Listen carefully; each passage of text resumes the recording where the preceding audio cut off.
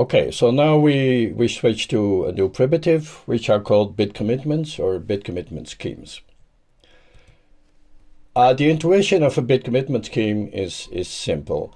You can imagine that you have some opaque paper or cards, and Alice is committing to a bit, 0 or 1, and she does so by writing the 0 or 1 on one side of the card, and then puts the card on the table with the face down, and so it's invisible to Bob to see what she committed to. And so this is called the commit phase, and there is an open phase in which Alice turns the card the other way around and shows the bit that she committed to Bob.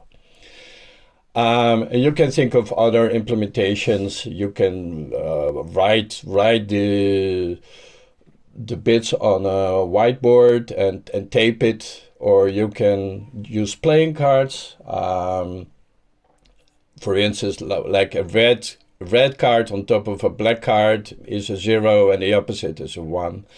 I'm mentioning playing cards because play cards are very interesting objects from a cryptographic point of view. If you think about playing cards, what you can do with them, it's quite mind-boggling, and it has actually not always been easy to produce the protocols which playing cards can do very easily. But back to bit commitment. So what are the properties that we are looking for? Well, we want the commitment scheme to be binding, and that means that Alice cannot change her mind. So if Alice wrote a 0 on the card, she cannot magically change it into a 1, which is in this context is quite obvious. But this is the property that is required.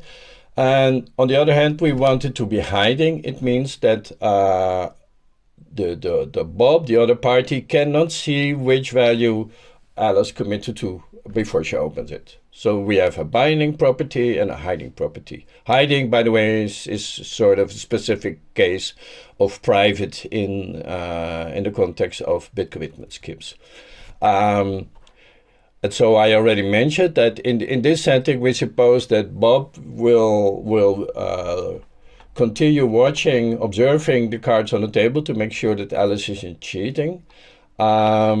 And the other thing is that we are talking mostly about bit commitment scheme in this module, but later we will be talking about schemes for numbers, for strings, for vectors, and for polynomials, which are ways for SNARKs. So this is kind of a conceptual definition. So we have a commit phase in which Alice produces a commitment. So the input is the bit B, and there is some randomness R. It turns out that in all bit commitment schemes in practice, you need some additional randomness. And that is because otherwise Bob could easily guess whether the Bob is 0 or 1. If you would simply use RSA in its most simple fashion, Bob can see whether a 0 or a 1 is encrypted. So you need additional randomness. So we have a commit phase, and we also always have an open phase, and a part of the open phase is that Bob checks whether the commitment is correct and sort of accepts. Now,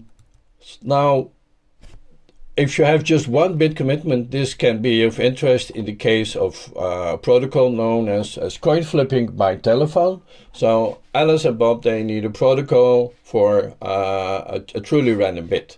So what's the idea? Well, the idea is that Alice chooses a bit X, but she commits to it, and she sends the commitment to Bob. Now Bob simply chooses a random bit, 0 or 1, and called Y, sends it to Alice. And then in the next step, Alice is going to open the commitment. So she sends the commitment value X and the randomness value R to Bob. Bob verifies if it's correct. And if it's correct, then the outcome of the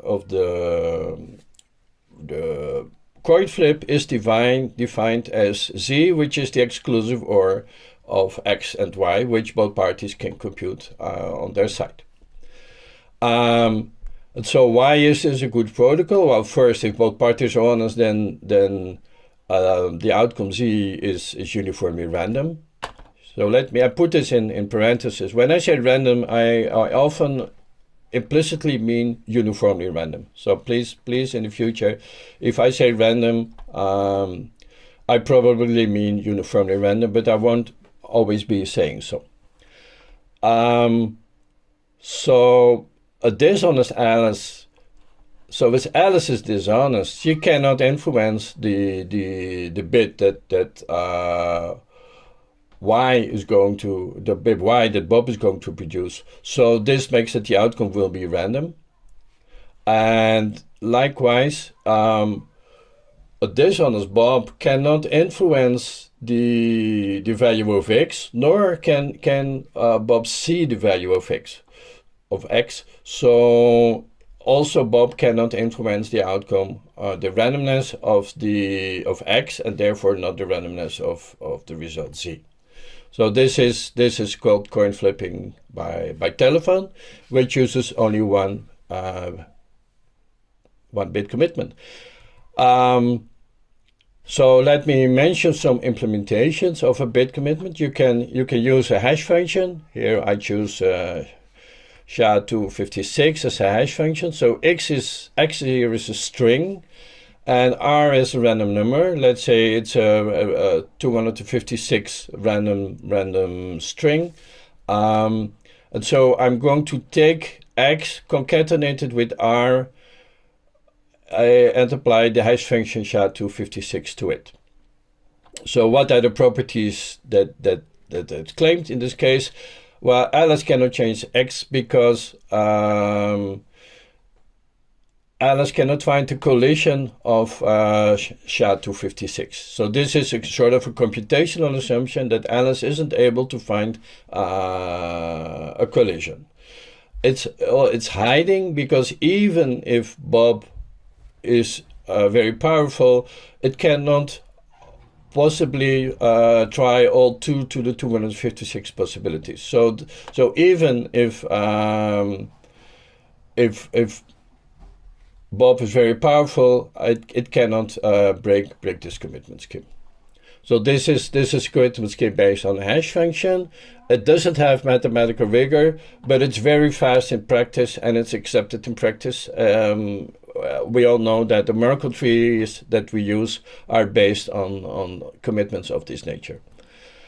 We can also use discrete log to build the commitment scheme. So in this case, we interpret X as an exponent, and so this we get alpha, beta, in this case now are generators. X is the exponent, and we're going to choose a random number R, compute alpha to the power R, and multiply it with beta to the power X. And this is very, very good scheme. It's very interesting because it has strong properties. Why is it binding? Well, if Alice were able to change the commitment to R and X into another commitment with R prime and X prime, of course she wants to change X into X prime, but she needs to have a corresponding R prime to make it work. So if she could do that, then it means that she has two solutions to this equation. C is equal to alpha to the power R and beta to the power X, and alpha to the power R prime, beta to the power X prime.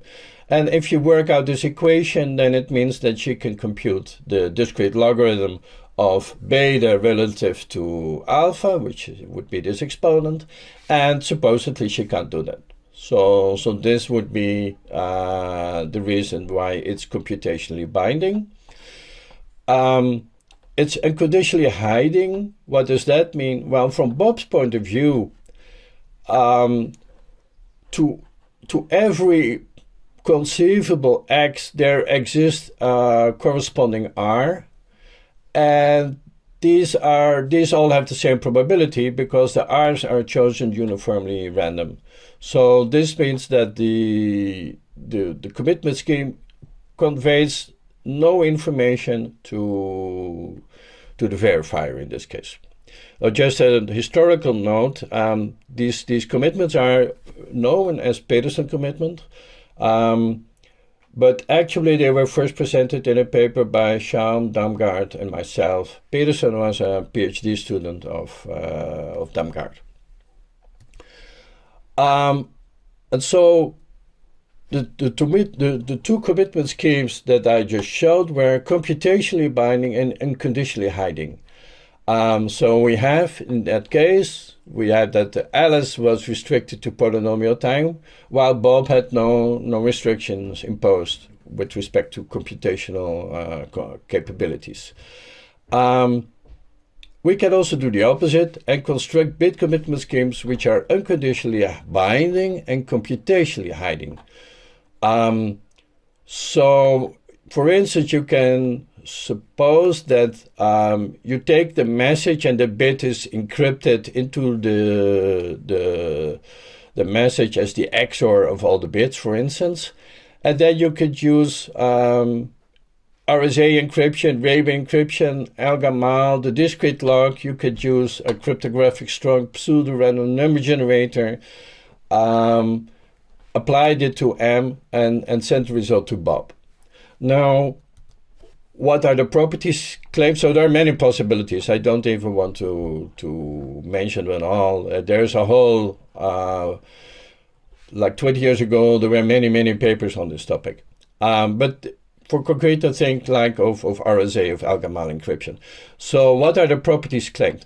Well, even if the Alice is infinitely powerful, she cannot change the message because it's encryption. And encryption must always lead to decryption, and decryption is a deterministic process. So she cannot change.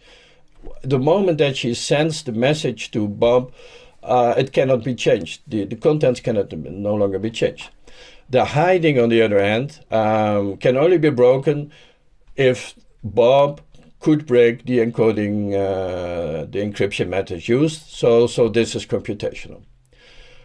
Okay, so what's interesting here is that we have two types of commitment schemes that are computationally binding and unconditionally hiding, as we presented before, or the opposite, that they are unconditionally binding and computationally hiding. And please keep this in mind because this will appear a couple of minutes later in this module. Yeah, and the other thing is that commitment schemes are very powerful building blocks for zero-knowledge protocols. The example that I gave so far was for coin flipping. So we only have one. We only need one commitment, but we are going to assume later on that we have hundreds or maybe thousands of commitments to our which are available to us.